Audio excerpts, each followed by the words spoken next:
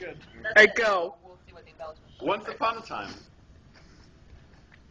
in Atlantis, there was a great glistening palace, and it was ruled over by the king.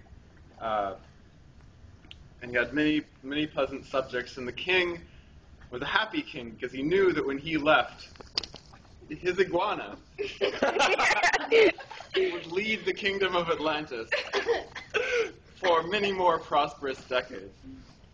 And one peaceful night, as the city glistened lustrously, and all the subjects and verbs slept, the swordsmen of Atlantis, treachery in their hearts, ventured out of the city to where the mermaid of evil lived, with her many jars of hearts and their sadomasochist seahorses. And they struck an evil pact with this mermaid. The seahorses, at this point, for some reason, were drawn to Atlantis, but despite being drawn to it, they were still in their jars. So it's not clear what that has to do with the rest of the action. They could see the shiny gleaming through their jars. They could see the shining gleaming through darts and were drawn to it, only to find that there was glass at the end of it, and they could not reach Atlantis. All the subjects of their romance novels, by the way,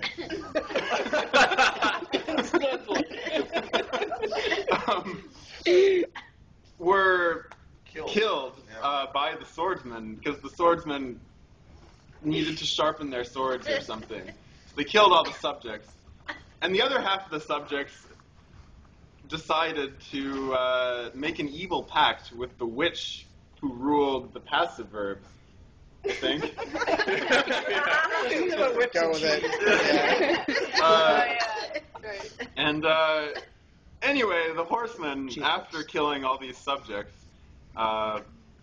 finally crept into the still glistening palace.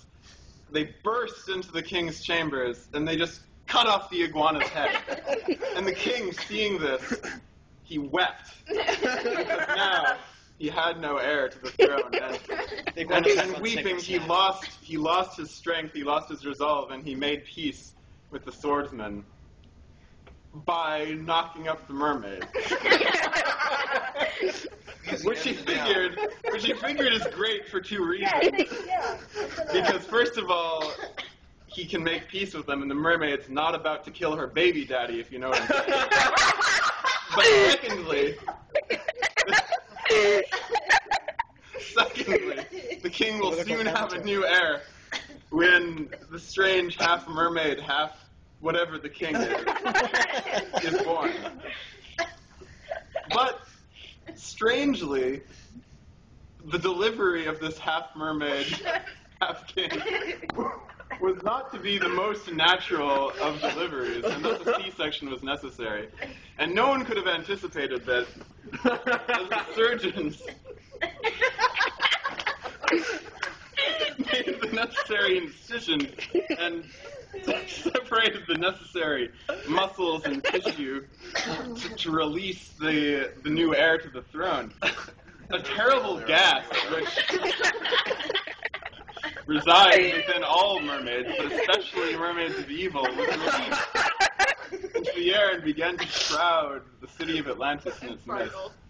And all the king's horses and all the king's men saw this glistening, and they knew, despite the fact that no one had ever C-sectioned a mermaid before, and no one had ever seen this sparkling gas before, that this gas would surely make the city of Atlantis explode.